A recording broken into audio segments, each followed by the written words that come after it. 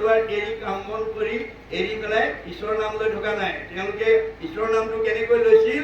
হাতে কৃত কাম, মুখে ৰাম নাম। ঘৰো সাৰি থাকে, ঈশ্বৰৰ নামো গাই থাকে।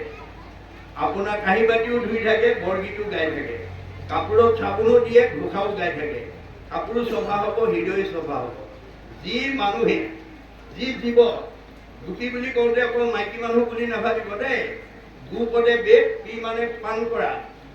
ডেকা মানুহে হওক বা গাভৰু ছোৱালীয়ে হওক, মতা মানুহে হওক বা মাইকী মানুহে হওক, যিটো জীৱই, জীৱৰ মতা মাইকী নাই, দেহৰহে মতা মাইকী আছে। যিটো জীৱই কৰ্মবিলাক কৰোঁতে ঈশ্বৰৰ নাম লৈ কৈ থাকিব, সেইটো জীৱ সদায় আনন্দত থাকিব দেই। তাৰ ভাগৰ নালাগে, তাৰ কোনো দুখ বেজাৰে আক্ৰমণ কৰিব নোৱাৰে। গতিকে আমাৰ কৰ্মৰাজি সদায় ঈশ্বৰৰ নাম লৈ কৰিবলৈ যত্ন কৰিব। সেইকাৰণে তেওঁ আমাক কৈছে যে জয় জয় কৃষ্ণ যাৰ স্মৰণ মংগল, যাৰ নাম স্মৰণ কৰিলেই মংগল হৈ যায়। যাগ যোগাদিৰো হৰি নাম মহাফল।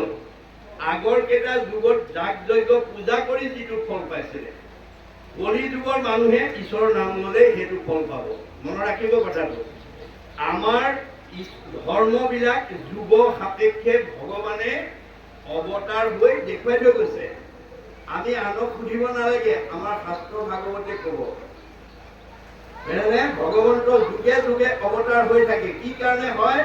গীতাত কৈছে যদা যদা হি ধৰ্মস্য গ্লানিৰ্ভৱতি ভাৰত অদ্ভুতস্থানম ধৰ্মস্য তদাত্মানম সৃজমহম পৰিত্ৰাণায় সাধুনাম বিনাশায় দুষ্কৃতম ধৰ্ম সংস্থাপনাকায়ে সম্ভৱামি যুগে যুগে।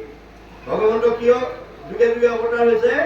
দুষ্টক দমন, শান্তক পালন, দুষ্কৃতি বিনাশ, সংস্কৃতি প্ৰতিষ্ঠা কৰিবৰ কাৰণে যুগে যুগে অৱতাৰ হৈ মানুহক যুগ ধৰ্ম আচৰণ কৰিবলৈ দেখুৱাই থৈ গৈছে।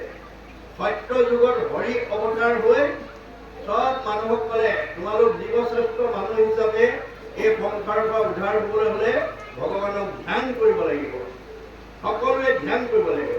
সেইকাৰণে সত্য যুগৰ সকলো মানুহে ধ্যান কৰিছিল। ত্ৰেতা যুগত ৰাম অৱতাৰ হৈ সকলো মানুহক ক'লে, তোমালোকে এই সংসাৰৰ পৰা উদ্ধাৰ হ'বলৈ হ'লে যজ্ঞ কৰিব লাগিব।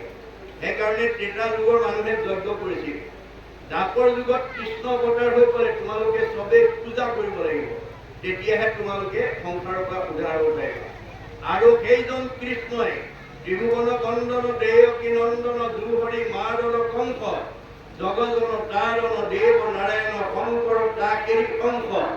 কৃষ্ণই শংকৰৰূপে আহি জগতবাসীক ক'লে, হেৰা জীৱশ্ৰেষ্ঠ মানুহ, তোমালোকে এতিয়া কেৱল ভগৱন্তৰ নাম ল'লে তোমালোকে উদ্ধাৰ হ'ব পাৰিবা।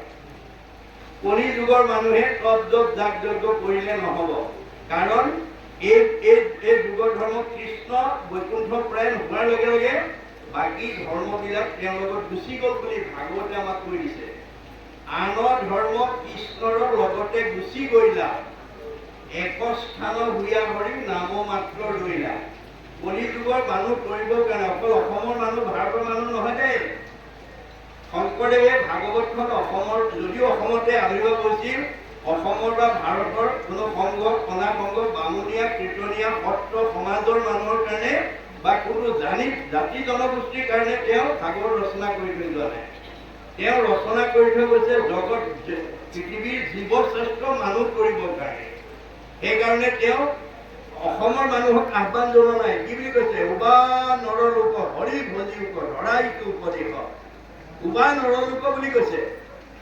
উবা অসমৰ মানুহ, ভাৰতৰ মানুহ, সংঘৰ মানুহ, কণা সংঘৰ মানুহ, বামুণীয়া মানুহ, কীৰ্তনীয়া মানুহ, সত্ৰ মানুহ, সমাজৰ মানুহ বুলি কোৱা নাই। জীৱশ্ৰেষ্ঠ মানৱৰ কাৰণে